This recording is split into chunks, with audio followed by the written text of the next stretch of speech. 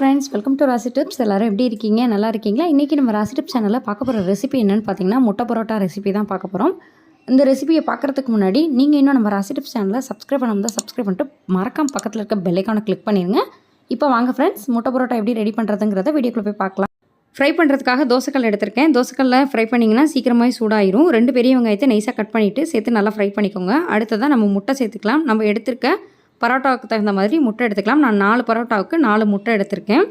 நல்லா மிக்ஸ் பண்ணிக்கோங்க. நீங்கள் எப்போதுமே முட்டை சேர்க்குற மாதிரி இருந்தீங்கன்னா முட்டையை டைரெக்டாக நீங்கள் தோசைக்கல்லில் சேர்த்துறாமல் ஒரு தட்டில் உடச்சி பார்த்துட்டு அதுக்கப்புறமா சேர்த்துக்கோங்க. இப்போ முட்டைக்கு தேவையான அளவுக்கு நம்ம உப்பு சேர்த்துக்கலாம். இப்போ சேர்த்துட்டு நல்லா மிக்ஸ் பண்ணிடுங்க.